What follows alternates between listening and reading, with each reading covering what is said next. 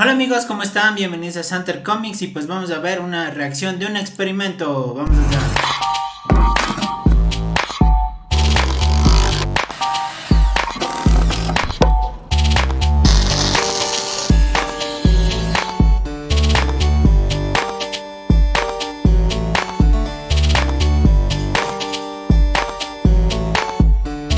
And it took 4 consecutive 14-hour back-breaking days of labor in the hot sun, because with so much time to plan the most epic birthday party ever, I just...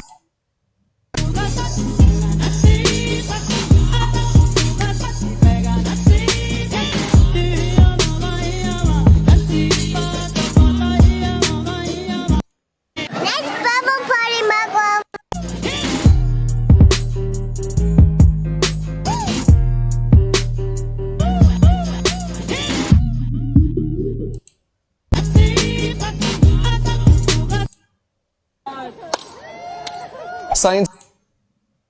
Eso ahí está bien.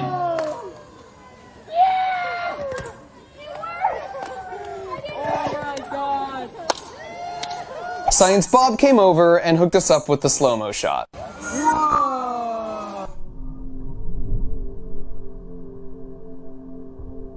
Ya, eso está genial. Me gustaría estar ahí.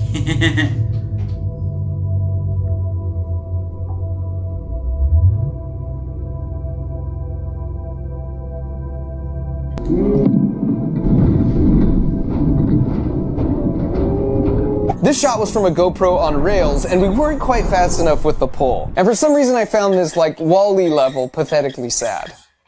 You can see, even in slow-mo, the reaction happens so incredibly fast. Wow. And I apologize for the gratuitous amount of slow-mo, but this has got to be the coolest thing I've ever filmed.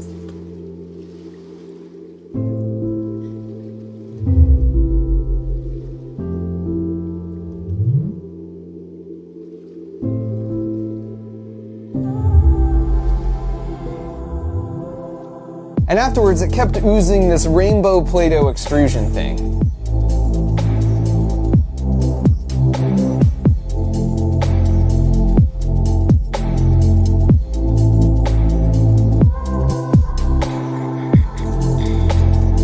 It just looked like some kind of whimsical alien landscape. And as you can see over time, it just sort of deflates itself. And after that, we went back and ate some dinner. Here's a hint. Wow. And if you look closely in both shots, I'm not holding the trigger. This kid is. In fact, that kid was the whole reason we were there at all, because this was a culmination of 8 months of planning to throw him the most epic birthday party ever.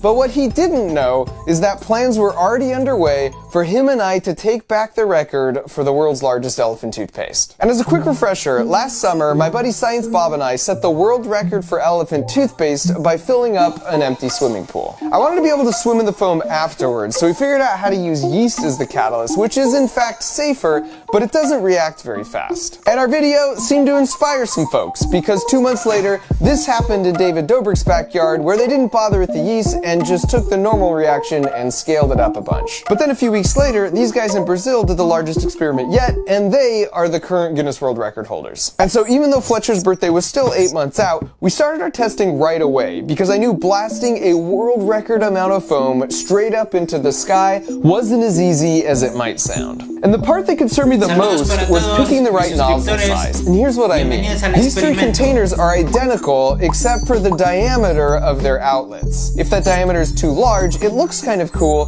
but it doesn't really go that high. Too small, and it will go high, but it just looks like confetti and doesn't look that impressive. But for every container, there is a Goldilocks size diameter opening that gives you that cool laminar looking flow while still going pretty high. And you might think, well, why don't you just take a typical flask that works so well and just scale all the dimensions up? And we tried that on our first 5-foot scale test. Oh, and just as I feared, it went all confetti on us. And the problem is illustrated here. If you want to scale up and double all the dimensions of the block, you get this. as perfect. All these dimensions increased exactly by a factor of 2. But wait a sec, the volume increased by a factor of 8. This is called the squared cube law, and its effects are everywhere in nature, such as putting a hard limit on just how big land animals can be, because how heavy you be, but the pendulum swung too far the other way, because while the column looked smooth, it didn't really go that high. And so finally for the third test, we let the pendulum swing back just a tad and shave down that diameter by just over an inch to try and dial in that Goldilocks outlet size. And sure enough, the column went really high and looked great. But this test uncovered another issue. With such a high volume of foam, the pressure was creating some really high forces in the flask. I mean, that's a lot of damage, which, quite frankly, left us with only one option.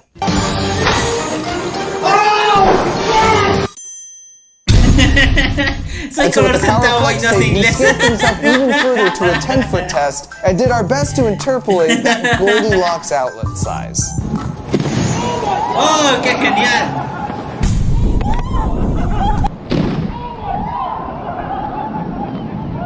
So once again, the outlet size worked great, but our joint construction wasn't prepared for the further scaled up forces. In fact, score a fat W for the flex tape, where you could see it single-handedly held the thing together, even as the screws and wood busted through. And we were realizing we just had to make the structure so over-engineered and indestructible, so the only option for the foam to escape the high pressure would be going out the top. And so while that wasn't a perfect result, I felt like we'd learned enough from all of our failures to design it strong enough for the final 20-foot world record version. In the end, we ran over 150 tests, not only to determine the right scaled up flask dimensions, but things like, does neck length have an effect? What happens if you vary the soap amounts? What effect do different brands of food coloring have? All of these tests were really insightful, but perhaps the most interesting finding was stumbling upon something I've affectionately named Devil's Toothpaste. Now you might be thinking, Devil's Toothpaste? That seems a bit extreme, Mark, but allow me to demonstrate. This is a shoebox full of the standard formula of hydrogen peroxide, sodium iodide, and soap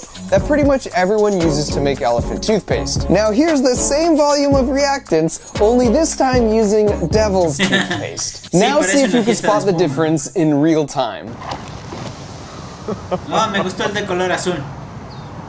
Se hace una espuma gigante. Not only is it hyperreactive, but the reaction is much hotter, so you get these really cool bubble formations. Here's one more. Once again, this is normal elephant's toothpaste in an Erlenmeyer flask. No big deal, people have been doing this for years. But once again, here's the same volume of reactants, now only with Devil's Toothpaste. And given how explosive this is, this may be irresponsible of me, but while we watch the replay, I'll tell you exactly how to make it. You start with 2016. Once that